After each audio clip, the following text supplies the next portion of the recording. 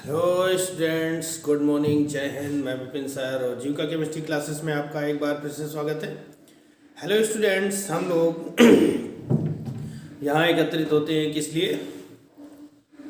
Unsolved paper solution के लिए, है ना। तो अनसॉल्व पेपर सोल्यूशन की सीरीज में आज हम आपके लिए लेकर आए हैं biology unsolved paper set 2022 set number 2 GP. तो बिना किसी विलंब के शुरू करते हैं इसको। हम कोई टाइम नहीं लगाना है और बहुत जल्दी से जल्दी हमें पेपर को सॉल्यूशन बना देना है, क्योंकि आपका एग्ज़ाम पर डे, आपके एग्ज़ाम के दिन कम हो रहे हैं, निरंतर आपका एग्ज़ाम आपके पास आता जा रहा है, उसी को ध्यान रखते। पहला कह रहा है दोहरा निषेचन होता है, तो पहले के का फोर्थ ऑप्शन है आवृत बीजी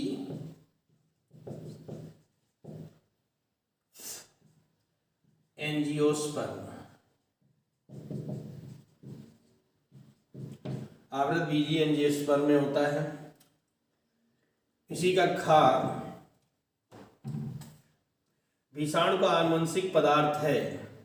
पहला ऑप्शन सही होगा, डीएनए और अथवा आरएनए।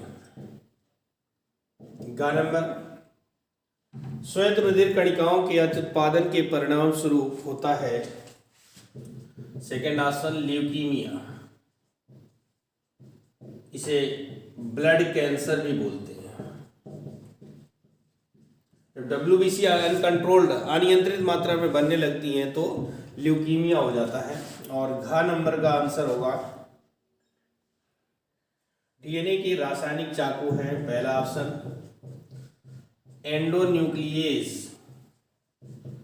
एंजाइम होता है, जो कि रासायनिक चाकू के नाम से जाना जाता है। यह जेनेटिक इंजीनियरिंग क्रिया में, किसमें? जेनेटिक इंजीनियरिंग क्रिया में डीएनए को छोटे छोटे टुकड़ों में काट देता है। क्वेश्चन नंबर 2 का की बात करें, अग्रपीयूष ग्रंथि द्वारा स्रावित 2 हार्मोन्स के नाम लिखिए। अग्रपीयूष ग्रंथि जो होती है हमारे ब्रेन में हाइपोथैलेमस के पास छोटी सी मटर के दाने के आकार की ग्रंथि होती है, जिससे 13 हार्मोन स्रावित होते हैं। 2 भागों में बटी होती है, एक अग्रभाग और पश्चभाग। अग्रभाग से 11 हार्मोन स्रावित होते हैं, जिसमें से उसने 2 का नाम पूछा है, तो हम लोग 2 नाम बड़े आसानी से दे देंगे। पहला सोमैटोट्रॉपिक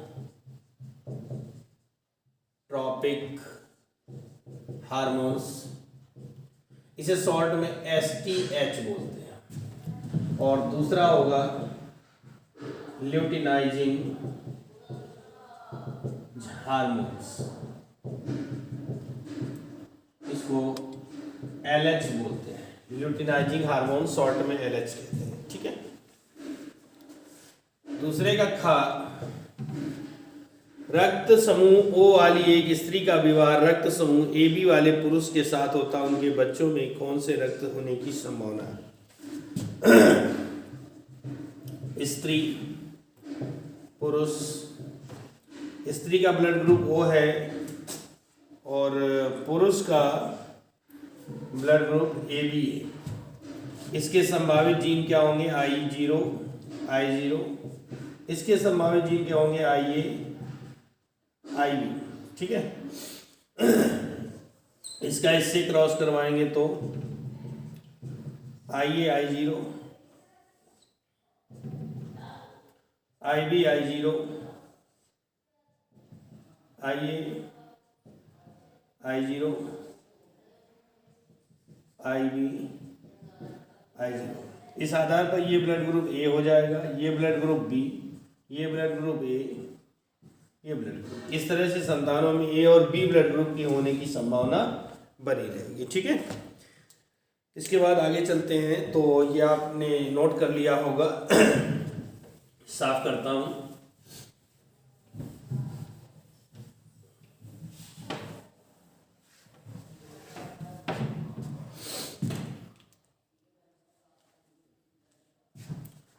दूसरे का गा कह रहा दोहरा निषेचन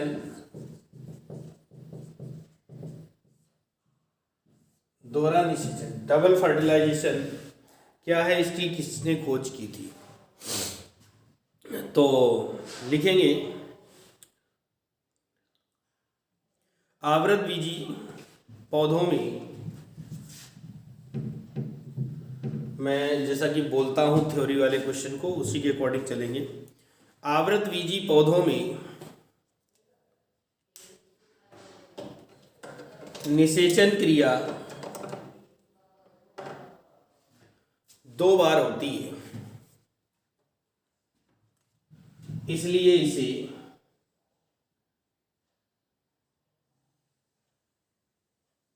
दोहरा निषेचन कहते हैं।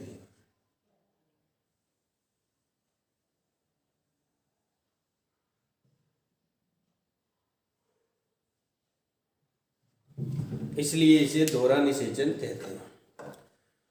इस क्रिया में सर्वप्रथम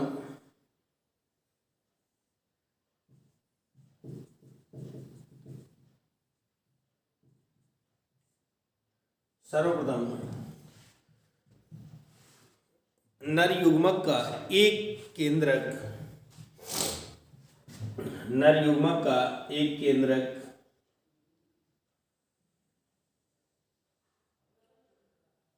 मादा युग्मक से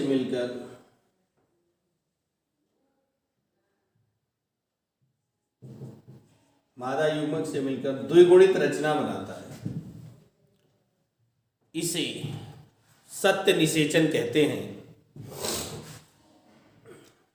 ठीक इसी समय दूसरा नर युग्मक द्विगुणित जाइगोट से मिलकर त्रिगुणित रचना बनाता है, यानी 3n हो जाते हैं, त्रिगुणित रचना बनाता है, जिसे दोहरा निषेचन कहते हैं। इसकी खोज नवासीन ने, वैज्ञानिक का नाम है, इसकी खोज नवासीन ने की थी। कैसे होता है, आइए देखिए। हमने एक छोटा सा डायग्राम बनाया है, जो कि देना नहीं है आपको, क्योंकि शॉर्ट आंसर में है, 1 नंबर का क्वेश्चन है। ये देना नहीं, समझाने के लिए बनाया है कि ये परागकोश होता है, यहाँ से परागकण निकल कर वर्तिकाग्र पर पहुंचता है, फिर ये अंकुरित होता है इस नलिका के माध्यम से।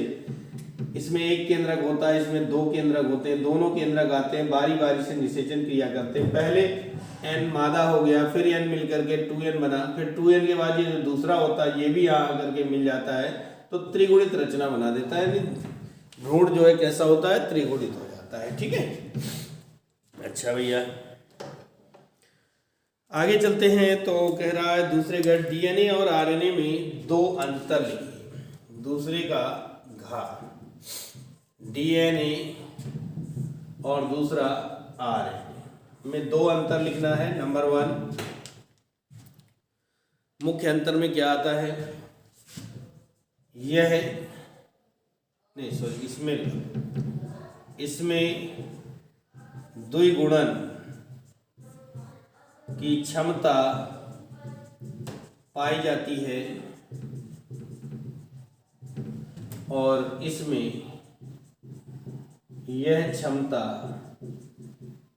नहीं होती, इसमें यह क्षमता नहीं होती है, यानी आरएनए द्विगुणित नहीं हो सकता है। नंबर 2, इसमें नाइट्रोजनी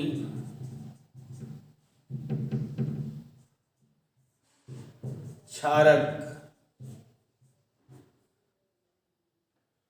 एडेनिन, ग्वानिन, साइटोसिन, थायमीन होते हैं। नंबर 2, इसमें नाइट्रोजनी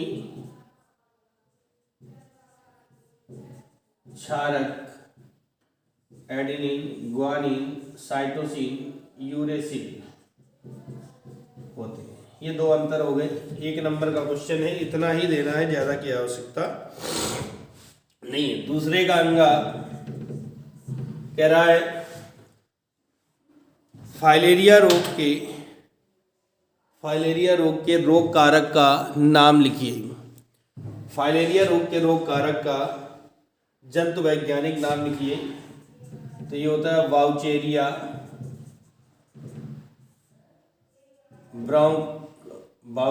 ब्रोंक्राफ्टी। ये इसके द्वारा फाइलेरिया रोग होता है। संघ प्रोटोजोआ का प्राणी है, एक कोशिकीय होता है। ठीक है, तो इस तरह से दूसरा क्वेश्चन हमारा कंप्लीट होता है। अब हम लोग बढ़ेंगे थर्ड क्वेश्चन की ओर। आपने नोट कर लिया होगा।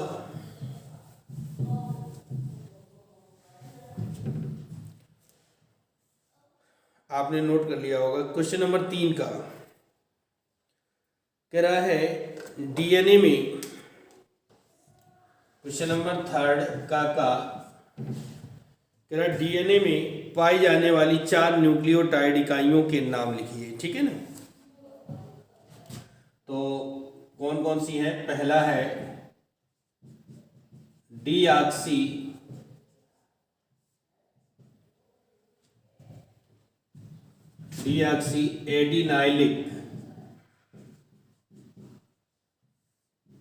एडिनाइलिक अम्ल, ये पहला है। दूसरा है डीऑक्सी गुएनाइलिक अम्ल।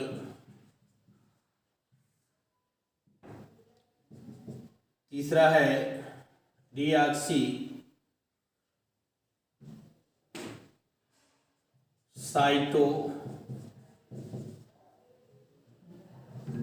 साइटोडाइलिक अम्ल। और चौथा है डीऑक्सी थाइमिडाइलिक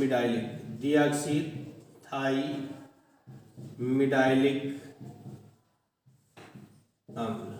ये 4 इकाई। क्वेश्चन नंबर 3 का खा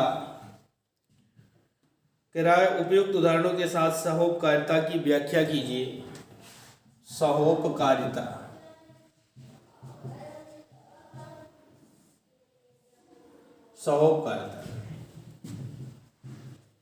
इस अंतर क्रिया में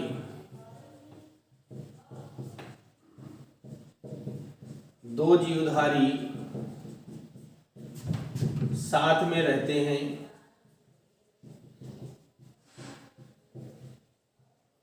और दोनों को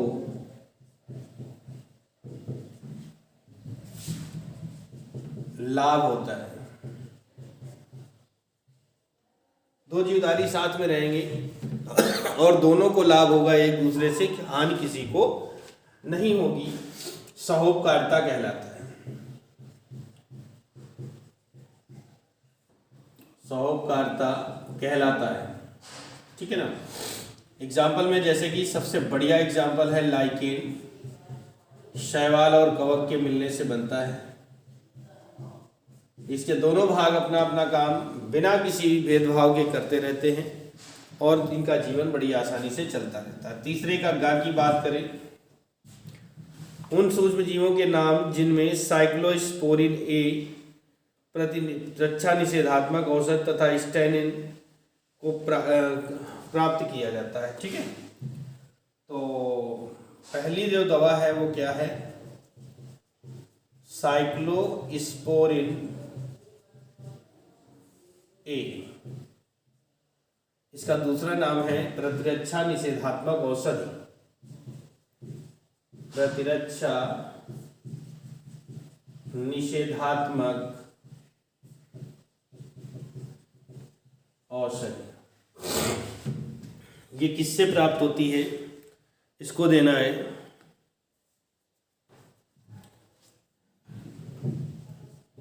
यह ट्राइकोडर्मा। ठीक है, यह ट्राइकोडर्मा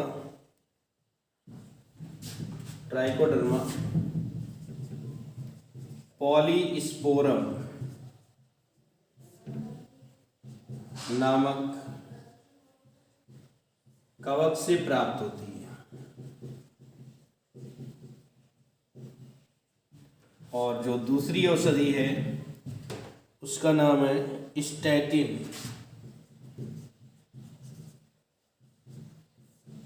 दूसरा नाम है रक्त कोलेस्ट्रॉल लघुकरण कारक।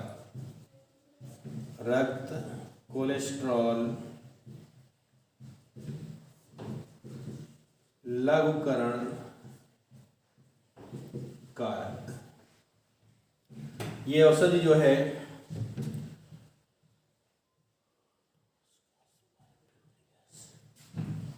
यह मोनोस्कस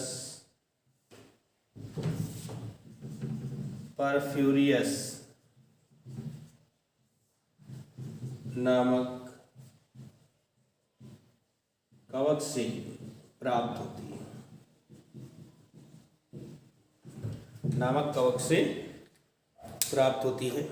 पहली है ट्राइकोडर्मा पॉलीस्पोरम से मिलती है और दूसरी है मोनोस्कस परफ्यूरियस।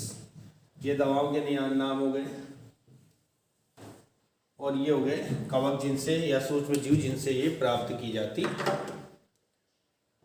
आशा करता हूँ बढ़िया समझ में आ रहा होगा और समझ में आ रहा है, आपको लाभ मिल रहा है तो लाइक और कमेंट्स बनता है ना, लाइक और कमेंट्स बनता है। बहुत जल्दी से आप लाइक और कमेंट कर दिया करें भैया। और कमेंट करते समय आप अपने डिस्ट्रिक्ट का नाम लिखना ना ही भूलें, ठीक है, ताकि हमें पता तो चले भैया कि आप लोग कहाँ कहाँ से हमारे साथ जुड़े हुए हो।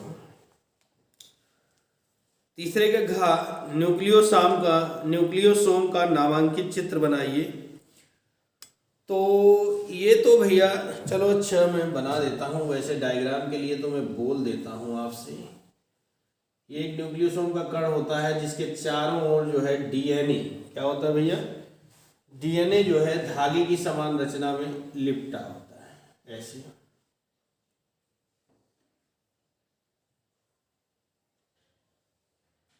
डीएनए धागे की समान रचना में लिपटा होता है ऐसे। आप लोग अच्छा बना लीजिएगा, बायोलॉजी वाले बच्चे बहुत होशियार होते हैं डायग्राम बनाने में, ठीक है, इस तरह से बनना है। H1 हिस्टोन प्रोटीन होती है, H1 हिस्टोन प्रोटीन है।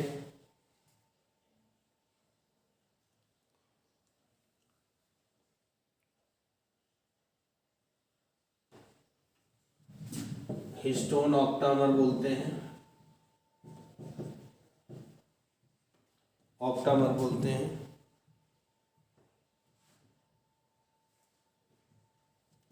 इतने बार को बोलेंगे कोर ऑफ हिस्टोन मॉलिक्यूल।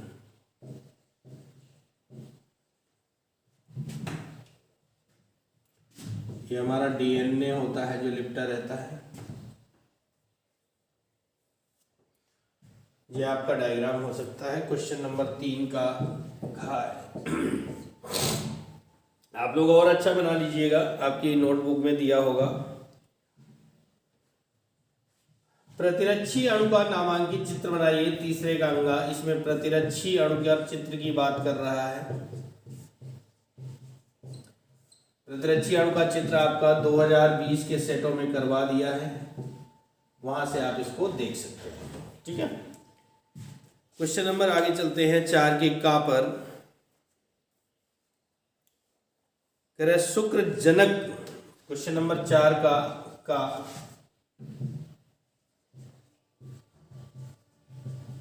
शुक्र जनक नलिका की संरचना का वर्णन करना है। शुक्र जनक नलिका की संरचना का वर्णन करना है, तो इसका वर्णन हम लोग करेंगे।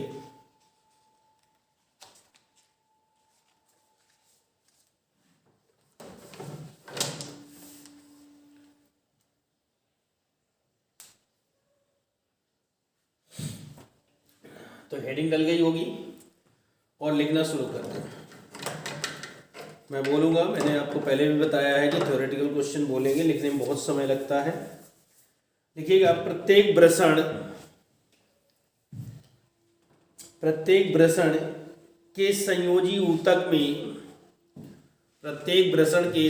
ऊतक में 2 या 3 स्तरीय पतली एवं 2 या 3 स्तरीय पतली एवं अति कुंडलित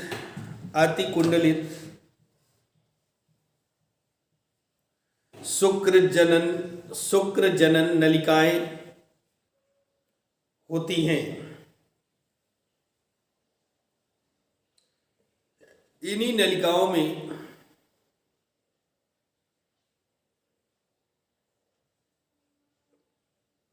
शुक्राणुओं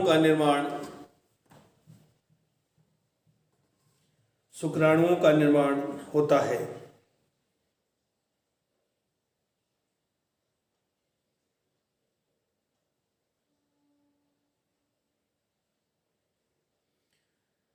इन कोशिकाओं के अनेक छोटे छोटे समूह स्थित होते हैं,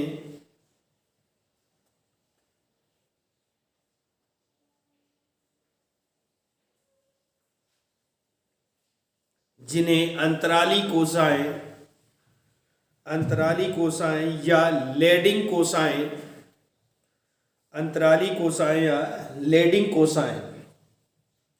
कहते हैं।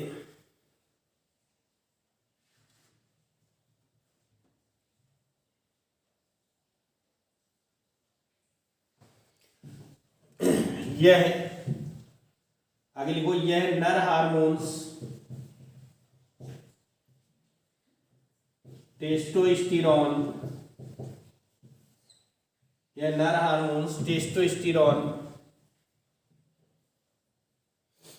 का स्रावण करती हैं, जो पुरुषत्व के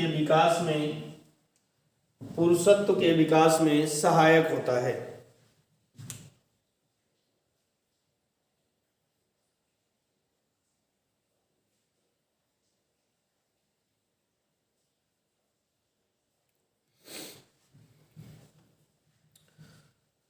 पुरुषत्व का विकास करता है। आगे देखो,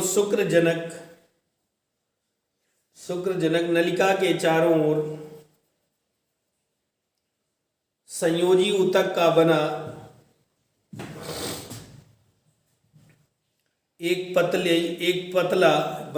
पतला झिल्ली नुमा आवरण होता है,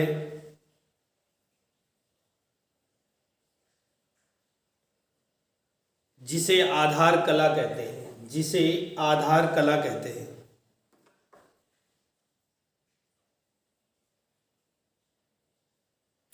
इसके आंतरिक भाग को, यानी आधार कला के आंतरिक भाग को जननिक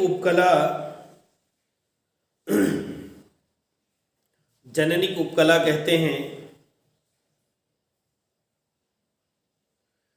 जिसमें 2 प्रकार की कोशिकाएं होती हैं। नंबर 1 शुक्रजन कोशिकाएं, नाम है शुक्रजन कोशिकाएं, तो इनमें शुक्राणुओं का ही निर्माण होगा। और नंबर 2 है सर्टोली कोशिकाएं। ठीक है, तो ये हमारे चौथे का कंप्लीट हो जाता है। अब हम ऐसा करते हैं कि बोर्ड को साफ कर लिया जाए, तब क्वेश्चन नंबर 4 के खा पर हम लोग चलेंगे।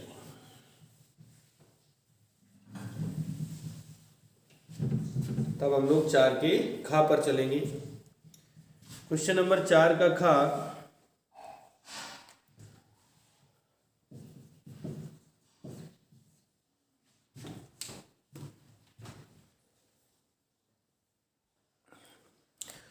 तो हम लोग हैं क्वेश्चन नंबर 4 का खा, अगुणित द्विगुणित लिंग निर्धारण। इंग्लिश में कहेंगे हैप्लॉइड, डिप्लॉइड, सेक्स डिटर्मिनेशन क्या होता है, इसके बारे में जानते हैं।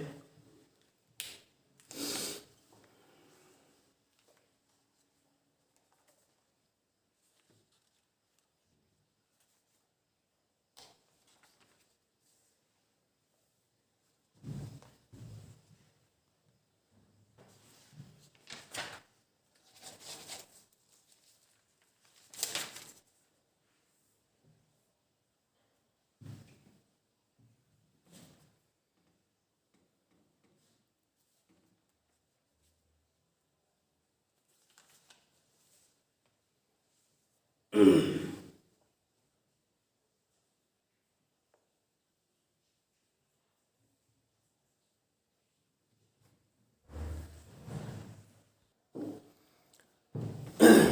द्विगुणित सेक्शन डिटर्मिनेशन।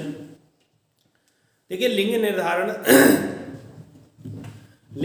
वह प्रक्रिया होती है जिसमें ये पता लगाया जाता है कि लैंगिक जनन द्वारा उत्पन्न जो संतान है वो नर है अथवा मादा। यानी किसी जन्म लेने वाली संतान के ये बात का पता लगा लेना कि वो जन्म लेने वाली नर होगी या मादा होगी, इसे ही लिंग निर्धारण कहते हैं। ठीक है, आगे इसी में जोड़ने में क्या कह रहा है कि मधुमक्खी में लिंग निर्धारण, तो ये भैया आपका 2020 में हो चुका है। और अगर आपके पास नहीं है तो आप हमें जो भी क्वेश्चन 9412653889 पर आप हमें व्हाट्सअप कर सकते हैं और आपको आंसर हम भेज देंगे। चौथे का गा पुनर्योगज डीएनए तकनीक। पुनर्योगज डीएनए तकनीक। पुनर्योगज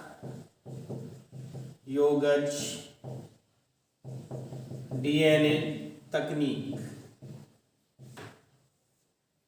पुनर्योगज डीएनए तकनीक के बारे में जो है अगर हम देखें ध्यान से तो जेनेटिक इंजीनियरिंग होती है और ये मनुष्य के लिए लाभकारी 2 उपयोग, ये तो ये सब आपका पीछे हो चुका है। चौथे का जो गा है जैव विविधता, बायोडाइवर्सिटी बोलते हैं इसे, जेनेटिक इंजीनियरिंग बोलते हैं। और इसके कारण वगैरह ये सब आपका पीछे के सेटों में हो चुका है। और फिर भी अगर आपको नहीं मिलता है या आपके नोट्स में होगा, अगर आपको नहीं मिलता है तो आप हमसे इस नंबर पर व्हाट्सअप कर दीजिए। क्वेश्चन लिखकर व्हाट्सअप करें, है ना। ऐसा नहीं कहेंगे कि चौथे का बता दें, चौथे का घा बता दें। और ये भी आपको बताना है कि बायोलॉजी में आप पूछ रहे हैं या केमिस्ट्री में पूछ रहे हैं। ठीक है, 4 का अंगा की बात करें, नहीं सॉरी 4 तो घातक ही है। क्वेश्चन नंबर 5 का स्टार्ट हो जाएगा। आवासीय और अनिषेक जनित फल क्या है, प्रत्येक का एक उदाहरण दीजिए। 5वें का आवासीय एवं अनिषेक जनित फल क्या है, प्रत्येक का एक उदाहरण दीजिए।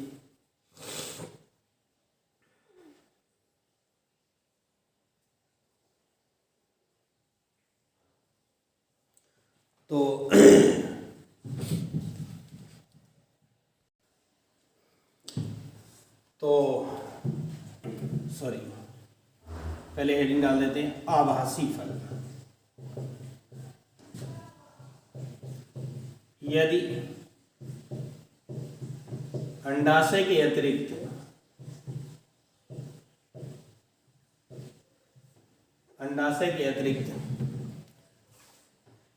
पुष्प के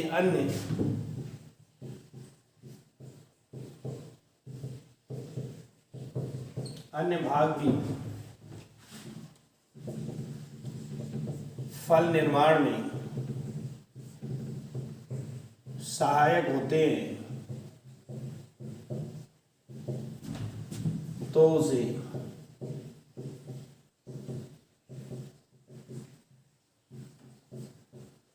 आभासी फल कहते हैं।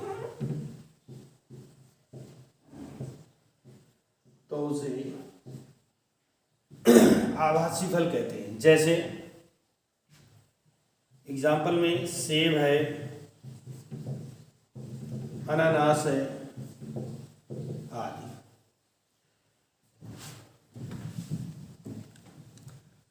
सेब है, अनानास है आदि। और इसके अतिरिक्त अगर हम लोग चलें तो दूसरा जो क्वेश्चन इसी में कहा था अनिषेक जनित फल।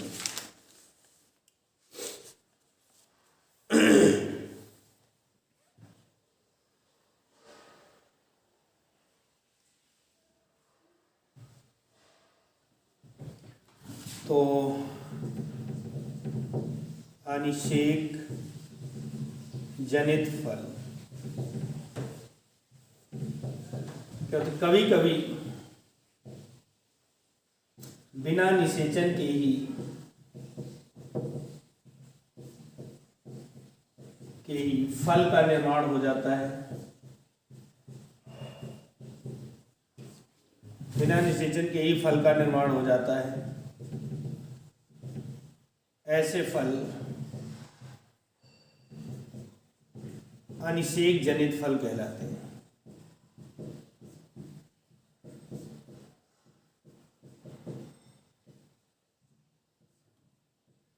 ऐसे फल अनिषेक जनित फल कहलाते हैं। ऐसा हो जाता है जैसे कि केला, पपीता,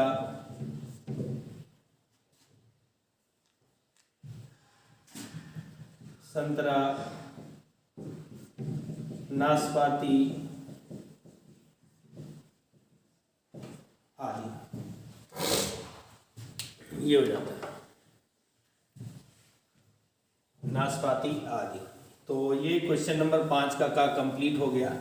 अब हम लोग आगे चलेंगे।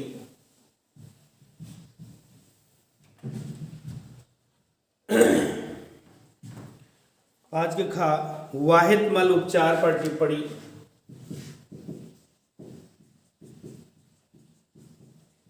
वाहित मल उपचार पर टिप्पणी। तो ये भैया आपका 2020 के सेट में आंसर हो चुका है और आपकी नोटबुक में भी लिखा होगा, ठीक है, वहां से देख लेंगे। 5 का गा क्राई प्रोटीन। तेरा क्राई प्रोटीन क्या है? उस जीव का नाम बताइए जो इसे उत्पन्न करता है। मनुष्य ने अपने लाभ के लिए इस प्रोटीन को किस प्रकार उपयोग किया है?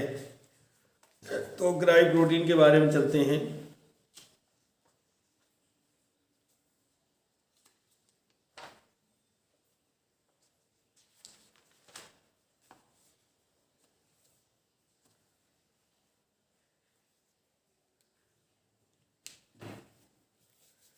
क्राई प्रोटीन क्या है?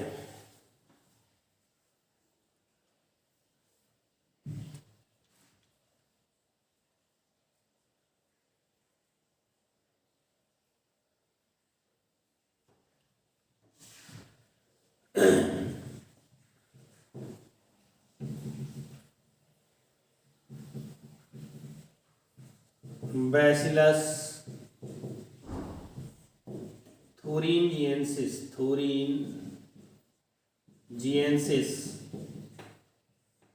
शॉर्ट में बीटी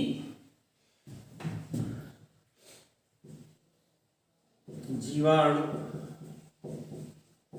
द्वारा ऐसे विषाक्त प्रोटीन का निर्माण किया जाता है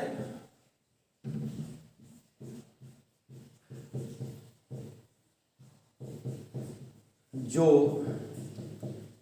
एक विशेष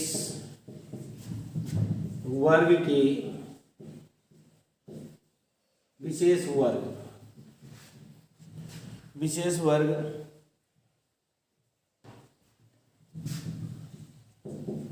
कोलियोप्टेरॉन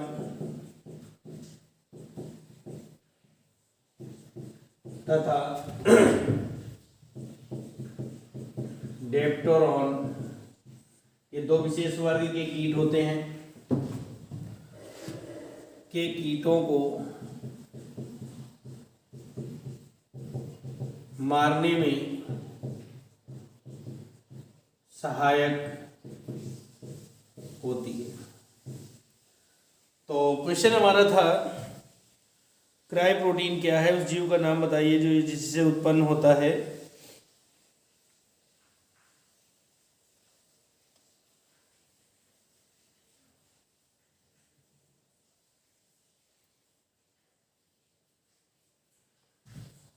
तो बैसिलस थूरिनजिएंसिस जीवाणु का नाम हो गया जिसके द्वारा ये बनाया जाता है। और ये है क्या? एक विषाक्त प्रोटीन होती है जो विशेष वर्ग के जैसे कि कोलियोप्टेरॉन तथा डेप्टेरॉन के कीटों को मारने में सहायक होती है। ये स्वयं नहीं मारती, ये प्रोटीन स्वयं इसको नहीं मारती, लेकिन क्या होता है कि जब कीट इसको खा लेता है, इस प्रोटीन को खा लेता है, तो उसकी पाचन शक्ति, जनन शक्ति आदि समाप्त हो जाती हैं, जिससे वो भूख के कारण कीट मर जाता है।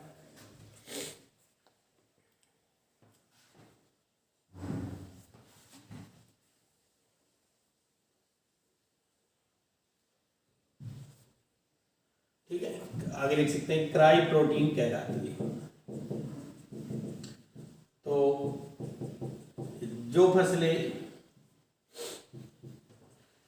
इस जीवाणु द्वारा उपचारित की जाती हैं, यानी जिन फसलों में इस जीवाणु का अंश होता है, उन्हें बीटी फसलें कहते हैं। बीटी फसलें कहते हैं। ठीक है, तो ये आपका क्वेश्चन 5 का कंप्लीट हो गया।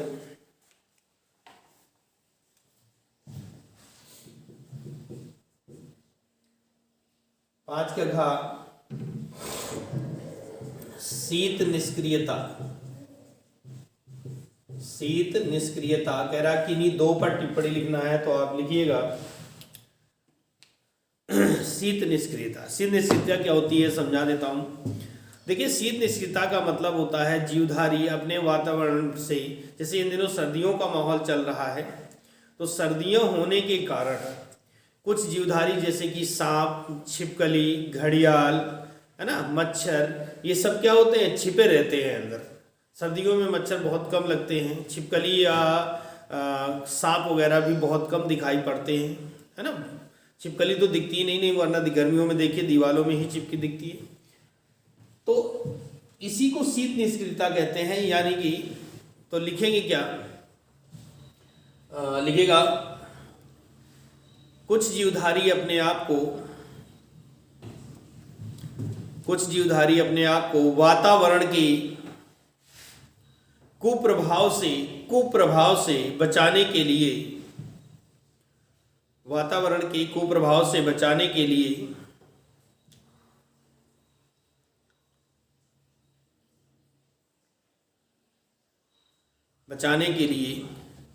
अपने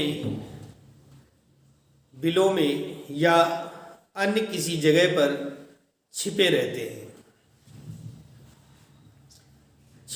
हैं। इस समय इनकी भोजन क्रिया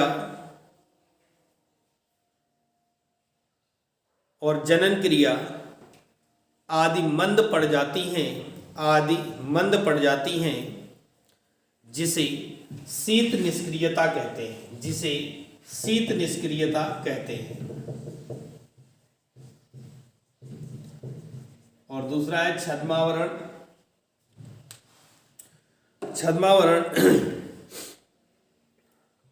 इसमें लिखेंगे, छद्मावरण में क्या लिखेंगे कि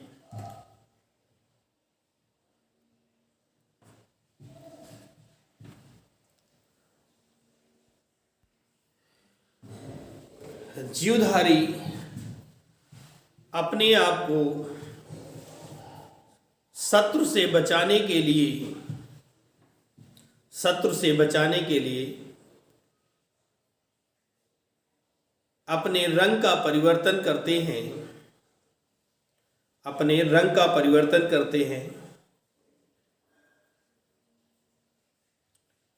छद्मावरण कहलाता है। यानी अपने आप को बचाने के लिए, सुरक्षित रखने के लिए अपने ऊपर कवर कर लेते हैं, अपने रंग को परिवर्तन कर लेते हैं, जिससे कि शत्रु हमें पहचान ना पाए। छद्मावरण कहलाता है। ठीक है। और तीसरा है बायोपायरेसी।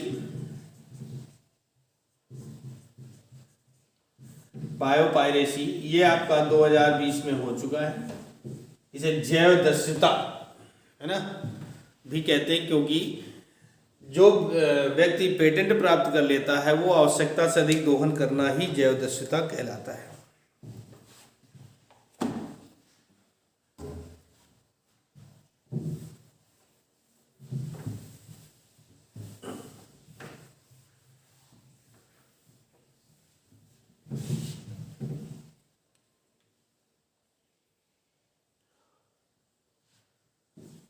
छठवें का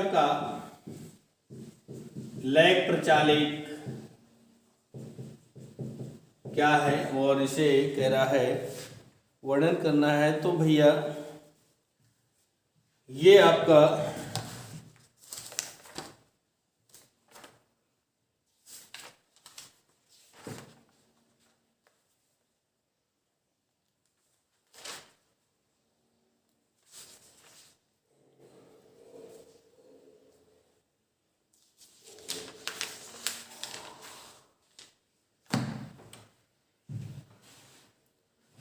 एक लॉन्ग आंसर है जो कि चैप्टर नंबर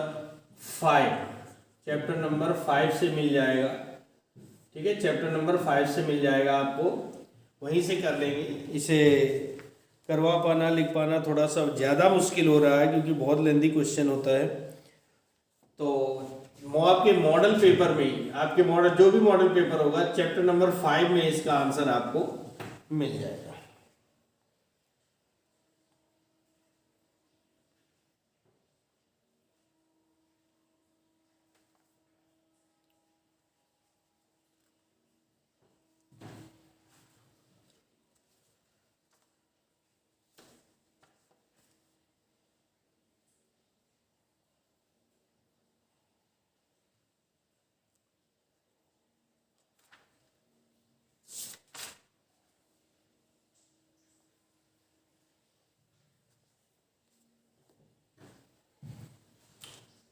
क्वेश्चन नंबर 6 का खा कह रहा है पारजीनी जंतु। पारजीनी जंतु के बारे में पूछ रहा है। तो ऐसे जंतु लिखिएगा, ऐसे जंतु जिन्हें जेनेटिक इंजीनियरिंग क्रिया द्वारा, ऐसे जंतु जिन्हें जेनेटिक इंजीनियरिंग क्रिया द्वारा तैयार किया जाता है, जेनेटिक इंजीनियरिंग क्रिया द्वारा तैयार किया जाता है,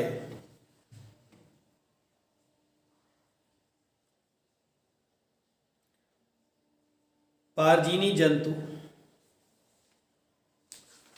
या ट्रांसजेनिक जंतु कहलाते हैं।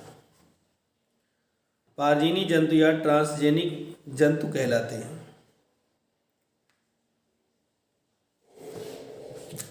अब हेडिंग डालेंगे उत्पादन। उत्पादन कैसे किया जाएगा? तो लिखिएगा, जीवधारियों के डीएनए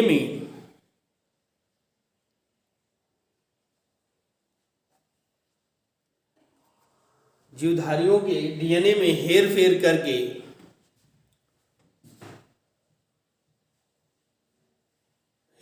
करके या बदलाव करके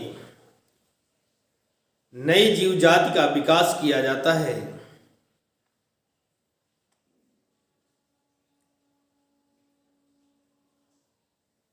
जिससे मनुष्य को अधिक लाभ मिलता है।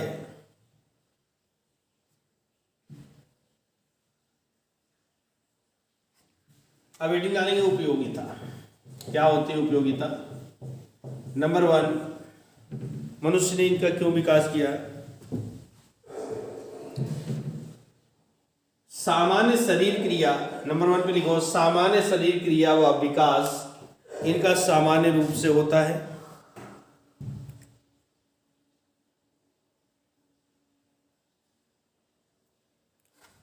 और नंबर 2, रोगों के अध्ययन के लिए मनुष्य ने इनका उपयोग किया है।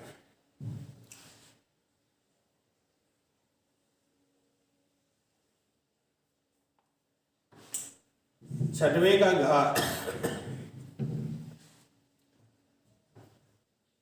उपयुक्त तारीख की सहायता से, छठवें का गा भी छूट रहा है, छठवें का गा और छठवें का घा है ना। ये वैसे क्वेश्चन है संभार तंत्र, ये तो आपका 2020 में हो चुका है, ठीक है। और छठवें का गा अधिपादप होते हैं, अगर आम का पेड़ कह रहा है उसका उग रहा है, तो इसका वर्णन आप लोग स्वयं कर देंगे, सेल्फ, ठीक है। अब हम लोगों की बारी है क्वेश्चन नंबर 7 के का, यानी कि 7, क्वेश्चन नंबर 7 है लॉन्ग आंसर। अब आगे, एक स्वच्छ व नामांकित चित्र की सहायता से प्रारूपी आवृत बीजी बीजांड की संरचना तथा भ्रूण कोश के निर्माण की प्रक्रिया का वर्णन कीजिए। तो आवृत बीजी बीजांड का वर्णन आपको करना है, आपके नोट्स में ये मौजूद है ना। चैप्टर नंबर 2 का क्वेश्चन है।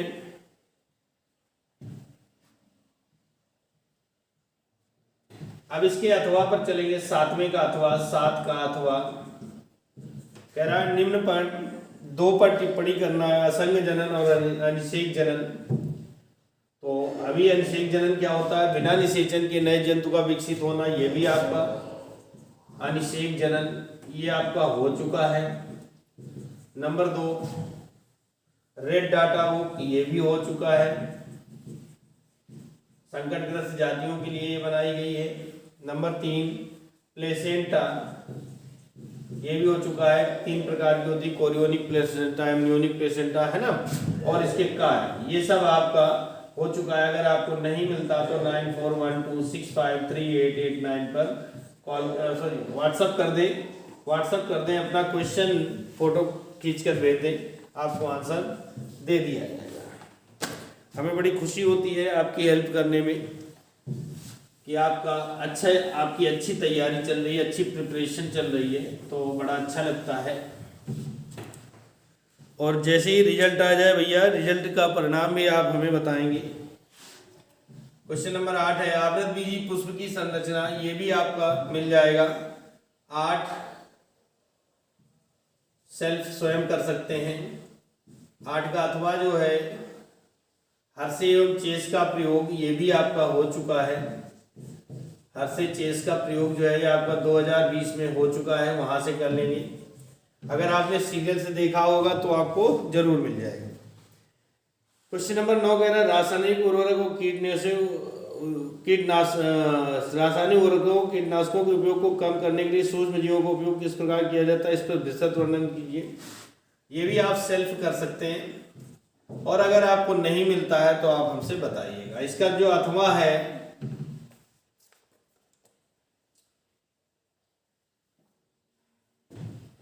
सहज प्रतिरक्षा और उपार्जित प्रतिरक्षा,